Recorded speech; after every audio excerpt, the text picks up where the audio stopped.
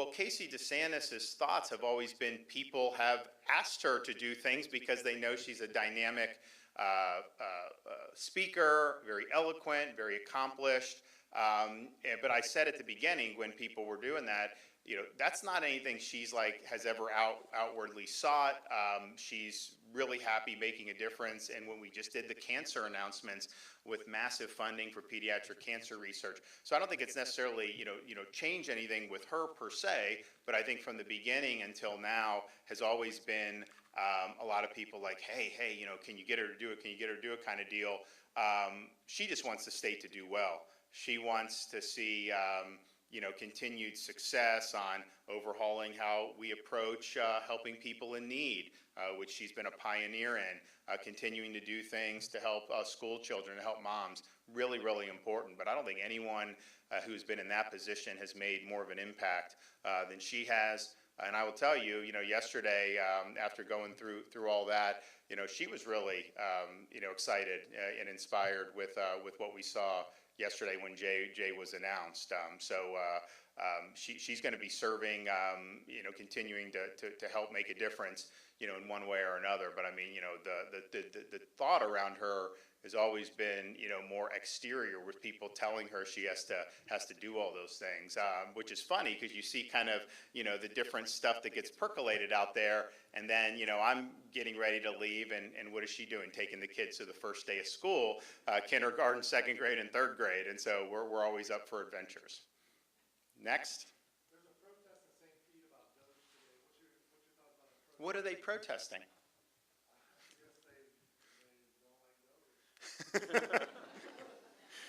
Well, look, Floridians have seen their property tax bills go up. That's not the state. I was announcing all these tax breaks. Well, why didn't, I just got my property tax? But, well, that's not coming from the state. I'm like, we have record surplus. We have record rainy day. They're like, well, don't take as much property. We're not taking property tax at the state. That's local. And what happens is people's property values have gone up, and they've had to pay more and more. Even with homestead, it still goes up. And heaven forbid you got to buy a new home, because some people's jobs change. They got to move to a different part of town, different part of the state. Then their tax basis is way higher. So the question is you've seen a lot of bloat in budgets. Where's that money going to? And they'll say it's for things that we all agree on: education, public safety, first responders. But I can tell you there's a lot of stuff beyond that some of these governments are spending this tax dollars on. And so you absolutely can do property tax relief. And, people are saying that, well, why, if someone has, some investor is buying, why should they get a property tax? They don't need to. I mean, I think it should apply to Florida residents and their primary resident. Fine. If they want to tax the investors and use that, that's totally fine. But you either own your home or you don't. So I think this is all part of a process to show taxpayers there is relief available. Now, you're going to have to vote for it when it's on the ballot, and it's going to need 60%. It's not something that we can, that Jim Boyd can pass through the legislature and I sign, and then that's just how it is. That's not the way Florida's Constitution is structured. So just know we're working hard on this.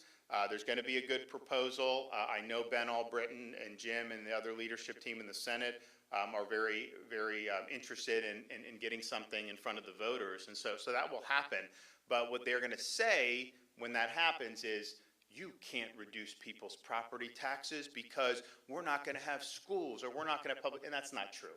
And what Doge is doing is it's showing some of the things that have been done, on local level. And look, not every local government, has done poor. There's some that have done good, and it's a variety. But I can tell you, if you look at the growth of these budgets over the last 3 or 4 years, it is not just because of public safety or education. It's just not. I mean, there's more to it than that. And so, do you need to be spending $3 million on DEI consultants? Would you rather them spend it on that, or would you rather a property tax cut? Do you want them spending on some of the things that they're, and so we've been able, I think the Blaze leading it has been able to show, that there's a lot of different things. And I think there's going to be more and more to come. Now, we've also done through the state, even before these teams are going to local governments, we're doing the universities. We're doing state agencies. we're doing different things, and we're going to continue to do it because I think it's important. And we have found grants that states have pulled down federally that we sent back to feds.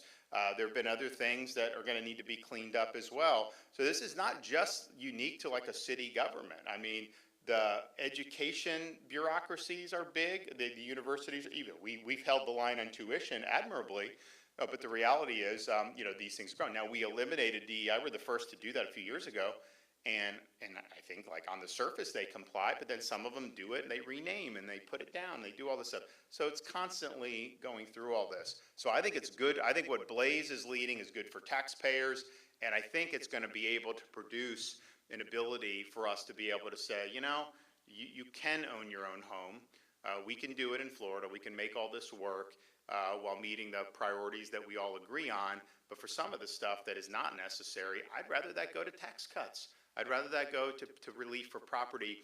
And the thing is when you have home values rise, and it's not just in Florida. Like, we may have had more because we had more authentic demand. People were fleeing these places, coming here, but they went up everywhere.